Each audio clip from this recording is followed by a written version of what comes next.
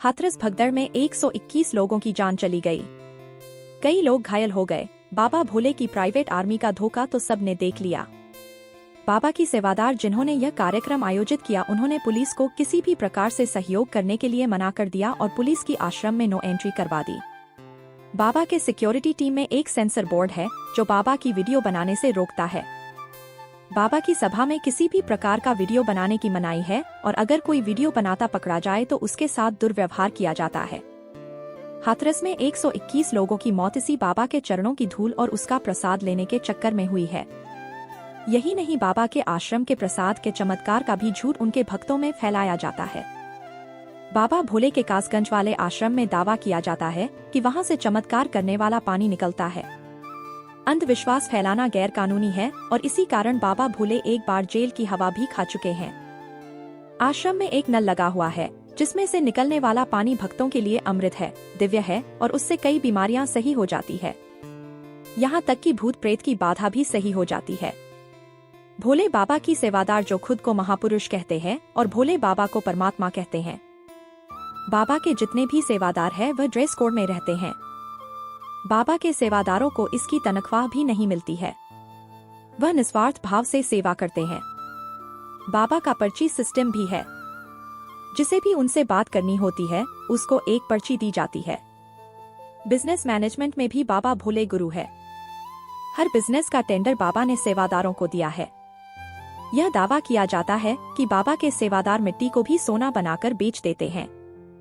नारायण साकार विश्व हरि भोले बाबा के एक दिवसीय प्रवचन के लिए सिकंदराराव से एटा रोड पर स्थित फुलरई गांव में करीब 150 बीघा जमीन में आयोजन किया गया था। इस सत्संग को नाम मान मंगल मिलन सद्भावना समागम था। इसमें करीब 1 लाख लोगों के बैठने की व्यवस्था थी। कहा जा रहा है कि सत्संग के दौरान करीब 1.5 लाख लोग घटनास्थल पर मौजूद थे। सुबह 11 बजे बाबा भोले मंच पर आए। भीड़ अधिक होने के कारण सत्संग के शुरू होने के समय से अव्यवस्था दिख रही थी।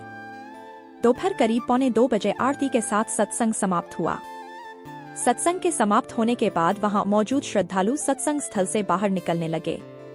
इसी दौरान वहां से बाबा का काफिला भी निकला। इसी दौरान श्रद्धालु बाबा के दर्शन के लिए आपस में धक्का मुक्की करने लगे। इसी दौरान वहां भगदड़ मच गई। भगदड़ मचते ही लोग हाईवे के निकट नाले और पानी से भरे खेतों और उसमें मौजूद गड्ढों में गिरने लगे।